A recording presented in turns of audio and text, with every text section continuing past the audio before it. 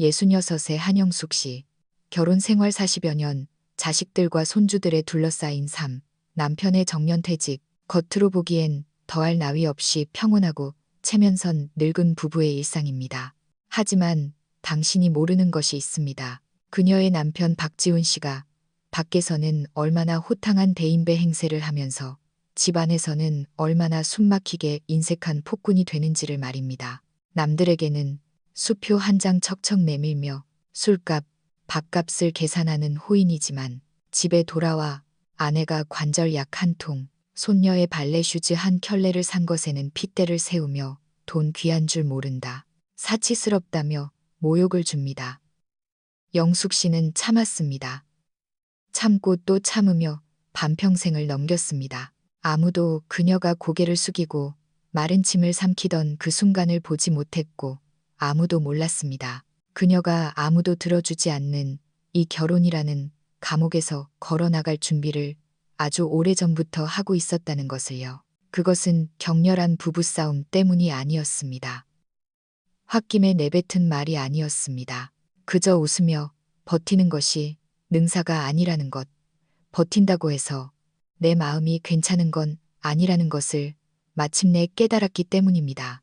그녀는 이혼했습니다. 도대체 그녀에게 무슨 일이 있었던 걸까요? 그날 그녀는 어떻게 그토록 차분하게 통장을 챙기고 변호사에게 전화를 걸 수 있었을까요? 그리고 남편분이 참 좋으세요. 라는 이웃들의 칭찬이 왜 그녀에게는 세상에서 가장 도망치고 싶은 족쇄가 되었을까요? 결정적인 그날, 그녀는 어떻게 그 체면이라는 이름의 가면을 찢어버렸을까요? 이 이야기는 한 결혼의 끝이 아니라 한 여자가 비로소 자기 자신으로 살아가기 시작한 첫 페이지에 관한 기록입니다. 제 이름은 한영숙입니다. 남편 박지훈은 올해 66이고 저와 결혼한 지 꼬박 42년이 되었습니다. 42년이라니 짧다면 짧고 길다면 긴 세월입니다. 신혼 초에는 감히 40년 뒤를 상상이나 했겠습니까? 교직에서 은퇴한 지 벌써 10년이 다 되어가고 이제는 슴슴한 국물처럼 담백한 일상에 익숙해졌습니다. 우리는 더 이상 젊은이가 아니고 새로운 자극을 뗐지도 않으니까요. 하지만 영양제 한 통 사는 것조차 눈치를 보며 도둑고양이처럼 굴어야 하는 이 상황은 도무지 익숙해지지가 않습니다. 오늘 아침 7시 반이었습니다. 찜기를 열어 밥을 안 치는데 거실에서 달그락거리는 소리가 들렸습니다. 남편이 제 가방을 뒤지는 소리였습니다. 무심코 찾는 게 아니라 명확한 목적을 가지고 지퍼를 여닫는 소리, 마치 범죄 증거를 찾는 형사처럼 신경질적인 손놀림이었습니다. 여보, 이 영수증은 뭐야? 그가 식탁에 앉으며 노란색 영수증을 탁 내려놓았습니다. 안경을 코끝으로 내리고 저를 쳐다보는 눈빛이 꼭 매점 가다 걸린 학생을 추궁하는 학생 주임 같았습니다. 저는 힐끔 쳐다보며 대수롭지 않게 대답했습니다. 어제 내과 옆 약국에서 글루코사민 샀어요. 1+1 하길래 2통에 10만 원 좀 안 해요. 내 카드로 긁었어요. 그가 모르는 이유는 제가 그동안 무릎 아프다는 소리를 안 했기 때문입니다. 당신 무릎 안 좋다면서요. 한번 먹어보라고 산 건데 내가 언제 사오라고 했어. 난 그런 거 안 믿어. 한 통에 5만 원. 당신이 무슨 재벌가 사모님이라도 되는 줄 알아? 기미에나 먹는 걸 우리가 왜 먹어. 저는 끓어오르는 말을 꾹 눌러 참고 솥뚜껑을 열었습니다. 뜨거운 김이 확 올라왔습니다. 찹쌀 밥 냄새 속에 어젯밤의 불안감이 섞여 있는 듯 했습니다. 당신 지금 은퇴해서 집에 있으면서 생활비는 내가 주잖아. 그런데 돈을 그런 사기꾼 같은 약장수한테 갖다 바쳐? 무슨 암 걸린 것도 아니고. 말을 왜 그렇게 해요? 내가 당신 돈 훔친 것도 아니고 나도 내 연금. 제 말이 끝나기도 전에 그가 영수증을 낚아채더니 거실 탁자 아래 잡동사니 통에 구겨 넣었습니다. 집에 자기 돈이 어디 있어. 우리가 부부지. 당신 혼자 사는 여왕님이야? 돈 함부로 쓰지 마. 저는 더 이상 대꾸하지 않았습니다. 식어가는 계란 프라이처럼 아침 식사를 꾸역꾸역 목구멍으로 넘겼습니다. 그는 밥을 다 먹자마자 아래층이 사장과 골프 약속이 있다며 나갔습니다. 10몇만 원짜리 기능성 골프웨어를 입고 새로 산 향수까지 뿌리고서요. 베란다에서 그가 걸어가는 뒷모습을 내려다보았습니다. 꼿꼿한 허리, 누가 봐도 활기차고 품위 있는 중년 신사. 하지만 집안의 글루코사민 한 통이 전쟁의 도화선이 된다는 걸 저 바깥 세상 누가 알까요? 오전 11시 빨래를 널고 들어오는데 식탁 위에 봉투 하나가 덩그러니 놓여 있었습니다. 며칠 전 제가 쓰려고 꺼내둔 편지 봉투였습니다. 열어보니 제일 윗칸이 비어 있었습니다. 손자, 준우 생일이라고 제가 금색 펜으로 준우야 생일 축하해라고 쓰고 미리 넣어둔 10만 원이 사라졌습니다. 이제 10살. 두 자리 숫자가 된 손자에게 할머니로서 체면 좀 세우고 싶어서 빳빳한 신권으로 준비한 돈이었습니다. 준우한테 무슨 돈을 그렇게 많이 줘? 거실에서 발톱을 깎으며 그가 무심하게 던졌습니다. 초등학생이 돈 많이 가지고 있으면 버릇만 나빠져. 우리 때는 1,000원짜리 한 장만 받아도 감지덕지했어. 여보, 내가 준우 버릇 망치자는 게 아니잖아요. 10살 기념인데. 애들 부모가 다 버는데 왜 우리가 나서서 큰 돈을 줘? 늙은이들이 돈지랄하는 거 아니야. 저는 아무 말 없이 봉투를 다시 방으로 가져갔습니다. 10만 원을 빼고 5만 원짜리 한 장으로 바꿔 넣었습니다. 봉투가 얇아지니 마음도 얇아지는 것 같았습니다. 이번이 처음이 아닙니다. 작년 준우가 음악 영재반에 들어갔을 때 좋은 바이올린 하나 사주고 싶다고 했다가 하루 종일 시달렸습니다. 예술가 만들어서 굶겨 죽일 거냐, 네가 책임질 거냐. 그 논리를 이해할 수 없었지만 그 밑바닥에 깔린 불안은 알 것 같았습니다. 남들이 자기를 아내 단속 못하고 돈 쓰는 호구로 볼까봐 전전긍긍하는 그 찌질한 불안감 말입니다. 저녁에 아들 내외가 왔습니다. 닭백숙에 잡채, 준우가 좋아하는 옥수수 스프까지 차렸습니다. 식탁 분위기는 나쁘지 않았습니다. 준우가 닭다리를 뜯으며 말했습니다. 할머니가 해준 게 파는 것보다 훨씬 맛있어요. 제가 웃으며 많이 먹으라고 하려는 찰나 남편이 끼어들었습니다. 그야 할머니가 비싼 재료를 왕창 넣었으니까 그렇지. 아들은 별 생각 없이 웃고 며느리는 살짝 입을 비죽였습니다. 어머님, 저희도 집에서 건강 생각해서 싱겁게 먹는데 어머님은 손이 좀 크신 것 같아요. 제가 집으려던 브로콜리가 허공에서 멈췄습니다. 준우의 웃음기도 사라졌습니다. 그 순간 저는 할머니가 아니라 하나의 청구서가 된 기분이었습니다. 밥을 다 먹고 남편이 지갑에서 봉투를 꺼내 손자에게 내밀었습니다. 자, 이건 할아버지가 주는 거야. 저는 멍해졌습니다. 그가 준 봉투에는 5만 원짜리 4장, 20만 원이 들어 있었습니다. 그것도 은행에서 갓 찾아온 빳빳한 신권으로요. 준우가 고맙습니다. 하고 배꼽 인사를 하더니 저를 쳐다봤습니다. 할머니는요. 저는 억지로 입꼬리를 올렸습니다. 할머니 마음은 아까 그 스프에 다 녹여서 줬지. 그 말을 하고 나니 왈칵 눈물이 날 것 같았습니다. 억울함보다는 서러움. 아니 뼛속까지 스미는 한기 같은 것이었습니다. 40년을 현모양처로 살았는데 손자 용돈 하나 주는 것조차 눈치를 보고 양보해야 하다니. 한 발 물러서면 낭떠러지인 줄 알면서도 저는 또 물러서고 있었습니다. 다음 날 아침 쓰레기를 버리러 나갔다가 편의점에서 두유를 사고 나오는데 동네 최 여사를 만났습니다. 손에 식빵 봉지를 들고 활기차게 인사하더군요. 어머, 한 여사님. 어제 바깥 양반 진짜 통 크시더라. 제 발걸음이 멈췄습니다. 그게 무슨 말이에요? 아니, 우리 윗집 할머니 편찮으시다고. 어른은 챙겨야 한다면서 홍삼 세트를 2박스나 사다 주셨잖아. 역시 인심 좋은 대인배셔. 제 입꼬리가 경련하듯 떨렸습니다. 아, 그랬어요? 몰랐네요. 진짜 복 받으신 거야. 그렇게 싹싹하고 능력 있는 남편 둔 여자가 어디 있어. 우리 집 영감탱이는 밥값 낼 때도 내 눈치 보는데 더 이상 웃을 수가 없어 고개를 숙이고 비닐봉지 속의 두유만 쳐다봤습니다.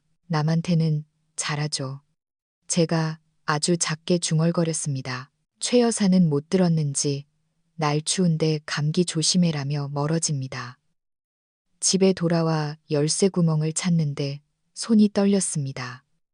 그는 대인배가 맞습니다. 저를 제외한 모든 사람에게만요. 저는 아내지 귀빈이 아니니까요. 닭백숙 재료비 하나 맘대로 못 쓰고 영수증 검사나 받는 관리 대상일 뿐이니까요. 부엌에 들어와 어제 남은 식은 스프를 냄비에 붓고 데우면서 창밖을 봤습니다. 이웃들 눈에는 제가 복받은 여자겠죠. 하지만 제 복이라는 건 딱 한 문장으로 요약됩니다. 남편분이 참 좋으세요. 남들에게만 좋은 사람. 그날 오후 남편은 친구들과 당구 치러 나가고 집은 절간처럼 조용했습니다.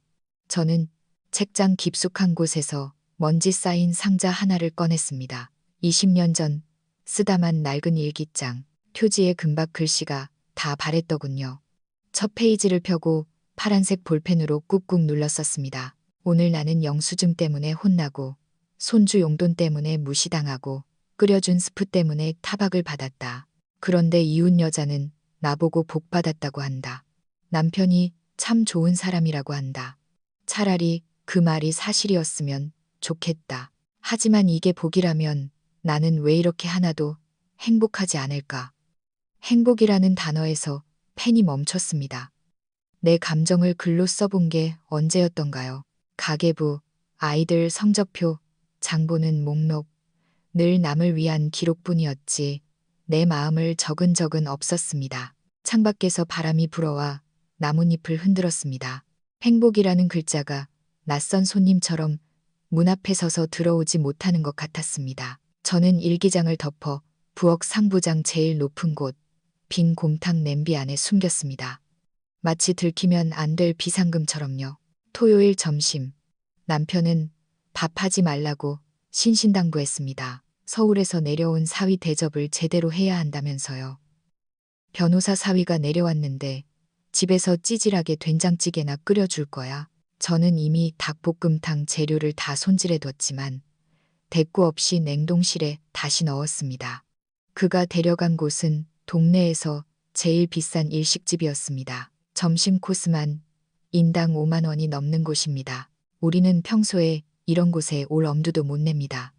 예약 안 해도 돼요? 사장하고 형 동생 하는 사이야. 내가 가면 알아서 방 내줘. 식당에 들어서자 사장이 버선발로 뛰어와. 형님 오셨습니까?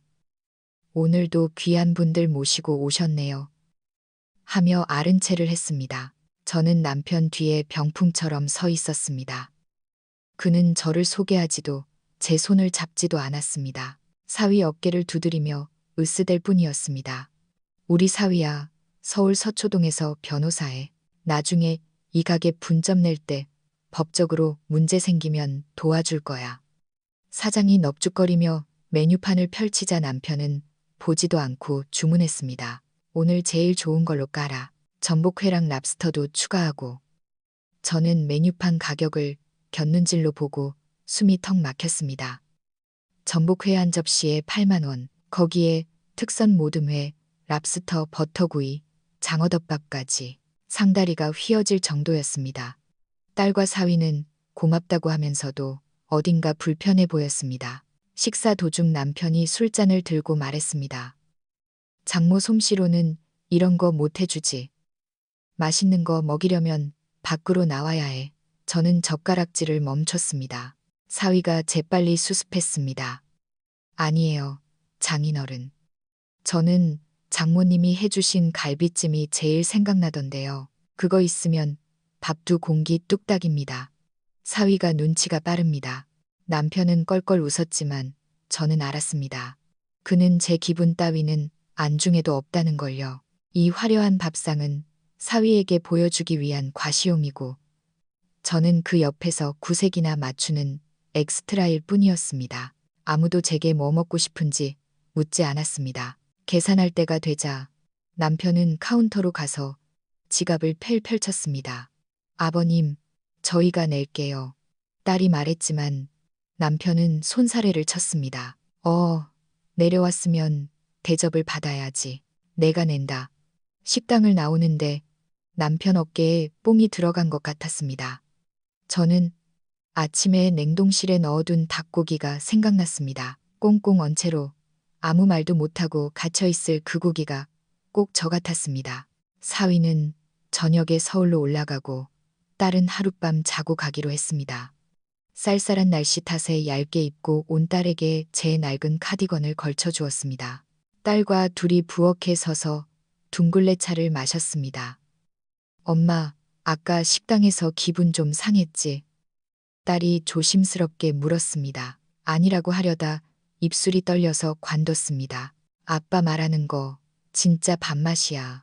엄마가 요리를 못해서 안 하는 게 아니잖아. 돈 못 쓰게 하니까 못한 거지.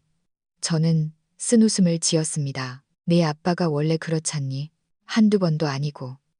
딸이 찻잔 테두리를 손가락으로 문지르며 물었습니다. 엄마는 옛날에 아빠랑 왜 결혼했어? 말문이 막혔습니다. 그때는 내 아빠가 성실하고 직장 번듯하고 가정적이라고 생각했어. 가정적이라는 말에서 목소리가 기어 들어갔습니다. 술 마시고 밖으로 돌지도 않고 도박도 안 하고 월급 꼬박꼬박 갖다 주고 남들은 다 내가 시집 잘 갔다고 했지. 딸이 저를 빤히 쳐다보았습니다. 운이 좋았다고? 엄마 스스로 그렇게 생각해. 저는 차가운 찻잔만 만지작거렸습니다. 엄마, 딸이 제 손을 잡았습니다. 나 어릴 때부터 봤어. 엄마가 가계부 검사 받으면서 혼나는 거, 시장 봐오면 잔소리 듣는 거. 엄마가 착해서 참는 줄 알았는데 커서 보니까 그건 착한 게 아니더라. 선택권이 없었던 거지. 가슴 한구석이 찔린 듯 아팠습니다. 내 아빠가 악한 사람은 아니야. 다만 나를 같은 생각을 가진 사람으로 취급하지 않을 뿐이지. 엄마, 너무 힘들게 살지 마. 이제 나도 컸고 오빠도 컸잖아.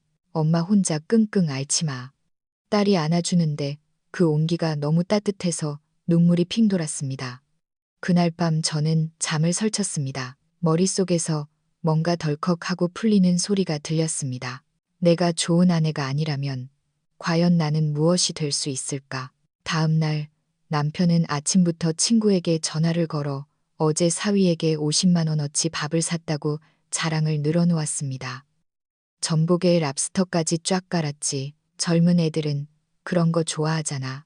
우리 나이 되면 쓸 땐 써야 대접받아. 베란다에서 빨래를 개며 그 통화 내용을 듣는데 구역질이 날 뻔했습니다. 그는 지난 40년 동안 늘 그랬습니다. 차를 바꾸든 경조사를 챙기든 늘 자기가 주인공이었고 저는 박수나 치는 관객이었습니다. 오후에 남편이 나가고 저는 식탁에서 핸드폰으로 유튜브를 봤습니다. 알고리즘에 뜬 영상 하나, 60세, 혼자 살아도 충분히 행복합니다. 제주도 시골집에 혼자 사는 할머니의 브이로그였습니다. 아침 5시에 일어나 텃밭을 가꾸고 닭 모이를 주고 서예를 하고 저녁엔 책을 읽는 삶. 그 할머니는 말했습니다. 외롭지 않아요. 이제야 내 목소리가 들리거든요. 영상을 다 보고도 한참을 멍하니 앉아 있었습니다. 화려하지도 않고 대단한 것도 없는 삶인데 왜 그렇게 눈부셔 보였을까요? 마치 무거운 갑옷을 벗어던진 사람처럼 가벼워 보였습니다. 저는 제 인생을 되돌아봤습니다. 부업, 가계부, 시댁제사, 명절, 손님 접대. 한 번이라도 저 할머니처럼 멈춰서서 나는 어떤 삶을 살고 싶은가 물어본 적이 있었나요? 무대가 끝나고 조명이 꺼졌는데도 혼자 남아 무대 바닥을 닦고 있는 청소부. 그게 저였습니다. 점심은 저 혼자 먹으려고 죽을 끓였습니다. 표고버섯과 야채만 넣고 슴슴하게. 반찬이라곤 김치 하나였지만 어제 그 50만 원짜리 회정식보다 훨씬 맛있고 편안했습니다. 제 교직연금은 월 100만 원 남짓입니다. 많은 돈은 아니지만 30년 넘게 교단에 서서 얻은 제 땀의 대가입니다. 생활비는 남편이 주는 돈으로 쓰고 제 연금은 따로 모아두거나 가끔 손주들 용돈, 친정 경조사에 썼습니다. 그런데 이번 달 지출이 좀 컸습니다. 손자 준우가 피아노 캠프에 가고 싶어 했는데 참가비가 20만 원이었습니다. 아들네 형편 뻔하고 며느리도 부담스러워하길래 제가 몰래 내주었습니다. 그런데 3일 만에 들통이 났습니다. 남편이 우편함에서 제 카드 명세서를 뜯어본 겁니다. 당신 통장에서 왜 20만 원이 빠져나갔어? 이거 어디다 썼어? 저는 밥을 먹다 말고 젓가락을 멈췄습니다. 별거 아니에요. 별거 아니긴. 내역 보니까 무슨 음악 학원인데 준우거 해줬지. 당신 미쳤어. 그 돈이 땅 파서 나오는 줄 알아? 내 연금에서 쓴 거예요. 당신 돈 아니잖아요. 당신 연금? 부부 사이에 내 돈이 어디 있어. 다 합쳐서 관리해야지. 당신 지금 딴 주머니 찾다 이거야? 이게 무슨 딴 주머니예요. 그리고 준우 내 손자예요. 해줄 수도 있지. 자식놈들 버릇 나빠지게 왜 자꾸 돈을 써. 나중에 걔들이 고마워할 것 같아? 다 호구 잡히는 거야. 교감까지 했다는 여자가 왜 이렇게 경제관념이 없어. 저는 멍해졌습니다. 경제관념이 없다니, 호구라니.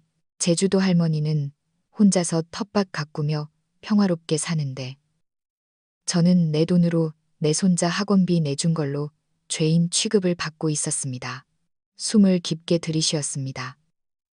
이 20만 원 내 통장에서 나간 거예요. 당신이 간섭할 권리 없어요. 남편은 처음 보는 제 태도에 움찔하더니 더 큰 소리로 윽박질렀습니다. 권리가 왜 없어? 가장인 내가 안 된다면 안 되는 거야. 저는 숟가락을 내려놓고 방으로 들어와 문을 잠갔습니다. 그날 밤 베란다에 앉아 일기장에 썼습니다. 너무 억울하다. 돈이 아까워서가 아닙니다. 내 돈을 쓰면서도 도둑질하는 기분을 느껴야 하는 이 상황이 억울했습니다. 이건 절약이 아닙니다. 통제고 학대입니다. 결혼하고 첫 월급을 받았던 1983년이 생각났습니다. 서초 초등학교 평교사 첫 월급 봉투. 그때는 은행에 직접 가서 도장을 찍었죠. 퇴근길에 단팥빵 2개를 사들고 기분 좋게 집에 갔는데 남편이 물었습니다. 월급 받았어? 저는 봉투째 보여줬습니다. 그는 봉투를 가져가더니 내가 관리할게. 당신은 돈 쓸 일 없잖아. 필요하면 말해. 라고 했습니다. 그때는 그게 자상함인 줄 알았습니다. 남편이 다 알아서 해주니 편하네. 라고 착각했습니다. 하지만 그날 이후 저는 돈을 쓸 때마다 결제를 받아야 하는 부하 직원이 되었습니다. 수요일 오전 주민센터에서 은퇴 후 자산관리 강의가 있었습니다. 친구 따라 억지로 갔는데 강사가 PPT 화면에 띄운 글귀를 보고 심장이 갖는 줄 알았습니다. 검은 바탕에 흰 글씨로 크게 적혀 있었습니다. 경제적 학대란 무엇인가? 강사는 차분한 목소리로 읽어 내려갔습니다. 경제적 학대란 배우자의 경제적 의사결정권을 박탈하거나 생활비를 무기로 상대방을 통제하고 조종하는 행위입니다. 수입을 공유하지 않거나 지출 내역을 일일이 검사하며 모욕을 주는 것도 포함됩니다. 저는 의자 등받이에서 몸을 떼고 화면 속으로 빨려 들어갈 듯 집중했습니다. 강사가 든 예시 하나하나가 마치 제 이야기 같았습니다. 영수증 검사. 당신이 무슨 여왕이냐. 용돈 주면서 생색내기. 친정에 돈 못 쓰게 하기. 망치로 머리를 얻어맞은 기분이었습니다. 옆에 앉은 친구가 저를 툭 치며 야, 이거 완전 내 남편 얘기 아니냐? 라고 속삭였지만 저는 웃을 수가 없었습니다. 강의가 끝나고 나오는데 햇살이 따갑게 느껴졌습니다. 일기장에 썼던 억울하다는 말의 진짜 의미를 알 것 같았습니다. 나는 돈을 못 써서 억울한 게 아니라 내 삶의 주도권을 빼앗겨서 억울했던 겁니다. 우편함에 붙은 내 이름표가 낡고 초라해 보였습니다. 마치 저처럼요. 며칠 뒤 교대 동창 모임이 있었습니다. 전국 각지로 흩어졌던 친구 5명이 오랜만에 대구에서 뭉치기로 했습니다.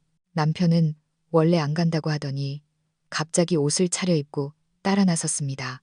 나도 근처에 볼 일 있어. 가서 인사나 하지. 저는 불길했습니다. 식당에 들어서자 친구들이 반갑게 맞아주었습니다. 어머 영수가, 너 왜 이렇게 살이 빠졌니? 요즘 입맛이 없어서. 남편이 제 말을 자르고 끼어들었습니다. 아니야, 집에서 너무 놀아서 그래. 은퇴한 여자들이 할 일 없으니까 다이어트니 뭐니 하면서 굶잖아. 팔자 좋은 소리지. 친구들의 표정이 굳어졌습니다. 제 얼굴이 화끈거렸습니다. 친구 하나가 분위기를 바꿔보려고 말했습니다. 아이고, 바깥 양반 농담도 영숙이가 얼마나 살림을 야무지게 하는데요. 남편은 메뉴판을 보며 혼자 집짐 혀를 찼습니다. 야무지긴 다 돈 쓰는 귀신들이지.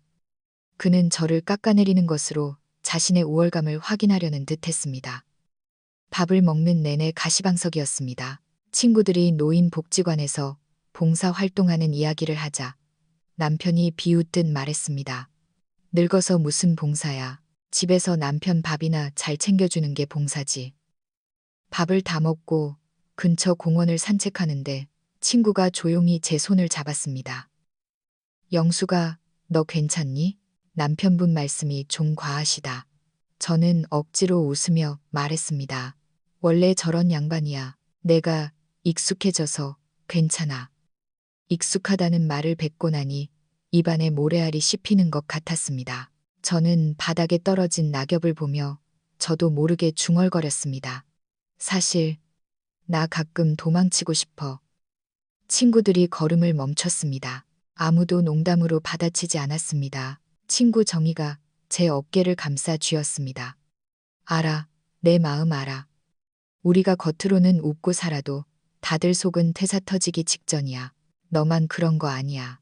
집에 돌아오는 길 가방 속에는 정희가 몰래 넣어준 쪽지가 있었습니다. 힘들면 언제든 우리 집으로 와. 며칠 쉬다 가도 돼. 그 쪽지가 지갑 속 비상금보다 더 든든했습니다. 제 손바닥 안에 감옥문을 열 열쇠가 쥐어진 기분이었습니다. 일요일 아침 남편이 웬일로 일찍 일어나 거실 청소를 하고 있었습니다. 아들 내외가 오기로 한 날입니다. 남편은 비장한 표정으로 가족 회의를 소집했습니다.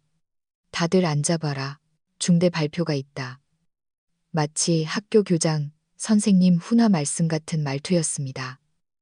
너희 이번에 집 넓혀 간다며. 경기도 쪽 집값이 심상치 않더라. 지금 아니면 못 사. 그래서 내가 결단을 내렸다. 아들이 눈을 동그랗게 떴습니다. 아버지, 그게 무슨. 내 노후 자금이랑 엄마랑 모은 적금 깨서 너희 집 사는데 보태주마. 1억 5천. 일단 이걸로 계약금 걸어라. 저는 제 귀를 의심했습니다. 1억 5천. 그건 우리 부부의 전 재산이나 다름없는 돈입니다. 아니, 정확히 말하면 제가 평생 아끼고 모은 돈이 절반 이상입니다. 여보, 그게 무슨 소리예요? 나랑 상의도 없이 남편이 뻔뻔하게 대꾸했습니다. 상의는 무슨, 자식 일인데 당신이 반대할 리가 없잖아. 집 명의는 일단 내 이름으로 하고 나중에 증여하면 돼. 아니, 내 말은 그 돈을 왜 당신 마음대로 결정하냐고요. 그 통장, 내 이름으로 된 것도 있잖아요. 거실 분위기가 순식간에 얼어붙었습니다. 며느리는 고개를 숙이고 아들은 안절부절 못했습니다. 지금 자식들 앞에서 유세 떠는 거야? 돈 좀 보태주는 게 그렇게 아까워? 아까워서가 아니라 절차를 무시해서 화가 난다는 거예요. 우리 노후는 당장 아프면 어떡할 건데? 내가 알아서 한다니까. 여자가 왜 이렇게 말이 많아?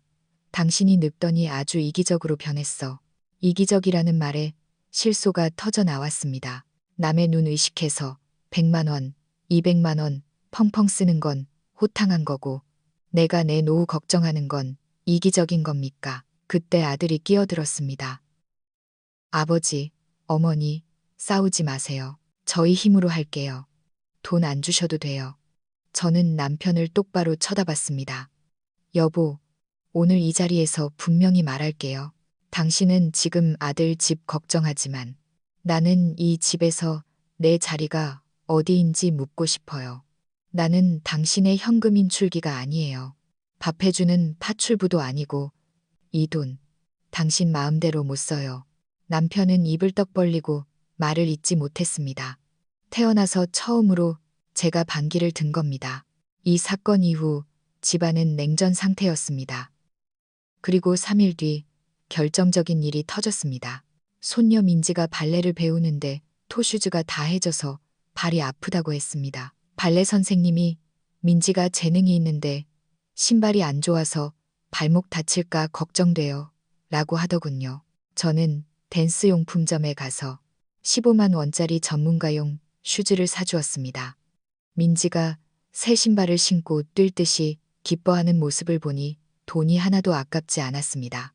그런데 집에 돌아오니 남편이 현관에 놓인 새 신발 박스를 보고 인상을 찌푸렸습니다. 이거 뭐야? 또 샀어. 민지 발레 슈즈예요. 발 아프대서 좋은 거 사줬어요. 얼만데? 15만 원이요. 뭐? 애들 신발 쪼가리가 무슨 15만 원이나 해? 당신 진짜 정신 나갔어? 내가 아들 집 보태주는 건 안 된다면서. 쓸데없는 신발 사는 건 펑펑 써? 이게 쓸데없는 거예요. 손녀 발이 까져서 피가 나는데. 당신은 친구 손녀 돌잔치에 체면 치레한다고 30만 원씩 주면서 내 손녀 신발 사주는 건 아까워요? 그건 인맥 관리야. 사회생활이라고. 이건 그냥 사치고. 사치? 이게 사치면 당신이 하는 건 허세예요. 제 목소리가 처음으로 하이톤으로 올라갔습니다. 이 집이 당신 체면 세워주는 전시장이에요. 우리는 당신 들러리냐고요. 남편은 씩씩거리며 TV 볼륨을 확 키워버렸습니다. 뉴스가 시끄럽게 울려 퍼졌지만 제 귀에는 아무것도 들리지 않았습니다. 저는 깨달았습니다. 이 사람은 죽을 때까지 변하지 않겠구나. 사과하지 않는 이유는 미안하지 않아서가 아니라 자신이 틀렸다고 생각조차 안 하기 때문이구나. 방으로 돌아와 일기장을 폈습니다. 그는 나를 존중하지 않는다. 존중이 없는 관계는 폭력이다. 나는 이제 그 폭력에서 걸어 나가겠다. 저는 변호사를 찾아갔습니다. 딸이 소개해준 여성 변호사였습니다. 이혼. 가능합니다. 황혼 이혼의 경우 재산 분할 기여도가 중요해요. 사모님, 40년 동안 가사 노동하시고 맞벌이도 하셨죠. 절반은 사모님 권리입니다. 제가 집을 나오면 당장 살 곳이 막막해요. 연금 있으시잖아요. 그리고 재산 분할 신청하면 가압류 걸 수 있습니다. 두려워하지 마세요. 그날 저녁 저는 남편에게 이혼 서류를 내밀었습니다. 이게 뭐야? 남편은 종이를 보고 비웃었습니다. 이혼, 누가 해준대. 늙어서 주책 그만 부리고 밥이나 차려. 밥 안 차려요. 이제 당신 밥은 당신이 차려 드세요. 저는 안방에서 제 짐을 싸기 시작했습니다. 옷가지, 화장품, 그리고 소중한 일기장. 당신 지금 뭐 하는 거야? 진짜 나가게? 나가면 고생이야. 당신 그 쥐꼬리만한 연금으로 어떻게 살 건데? 저는 가방 지퍼를 닫고 그를 돌아보았습니다. 쥐꼬리만 해도 내 돈이에요. 당신 눈치 안 보고 1,000원짜리 콩나물 하나를 사도 내 맘대로 살 수 있는 내 돈. 당신이랑 1,000억을 가지고 사는 것보다 혼자 10,000원 가지고 사는 게 훨씬 행복할 것 같아요. 그는 얼굴이 불그락푸르락해져서 말을 잇지 못했습니다. 저는 현관문을 열고 나갔습니다. 문이 닫히는 소리가 쿵 하고 울렸습니다. 그것은 제 인생의 1막이 닫히고 2막이 열리는 소리였습니다. 저는 학교 학부모였던 분이 운영하는 작은 원룸 빌라에 세를 얻었습니다. 10평 남짓한 작은 방이지만 베란다로 햇살이 가득 들어오는 따뜻한 집입니다. 딸이 와서 이사를 도와주었습니다. 엄마, 안 무서워? 무섭지. 밤에 혼자 있으면 좀 허전해. 근데 딸아, 그거 아니? 여기서 숨 쉬는 공기가 달라. 내 맘대로 숨을 쉬어도 아무도 뭐라 안 해. 저는 일주일 동안 방을 제 취향대로 꾸몄습니다. 꽃무늬 커튼을 달고 냉장고엔 제가 좋아하는 반찬만 채워 넣었습니다. 남편이 싫어해서 못 먹었던 청국장도 끓였습니다. 냄새 난다고 타박할 사람이 없으니까요. 어제는 민지가 놀러 왔습니다. 제가 직접 끓인 단팥죽을 주었더니 입가에 묻히며 맛있게 먹더군요. 할머니, 여기 좁은데 좋아? 응, 너무 좋아. 왜? 여기 있는 건 다 할머니가 고른 거거든. 이 컵도, 이 식탁도, 저 화분도 다 할머니 거야. 저는 이제 더 이상 누군가의 아내, 누군가의 며느리, 누군가의 엄마로서만 살지 않습니다. 저는 66의 한영숙. 이제 막 홀로 서기를 시작한 나 자신입니다. 저녁에 혼자 식탁에 앉아 따뜻한 둥글레 차를 마시며 일기장을 폈습니다. 오늘 나는 내가 먹고 싶은 것을 먹었고 내가 자고 싶은 시간에 잤다. 아무도 나를 비난하지 않았다. 나는 비로소 내 인생의 주인이 되었다. 창밖으로 보이는 달이 참 밝습니다. 제 남은 인생도 저 달처럼 은은하게 빛나기를 바랍니다.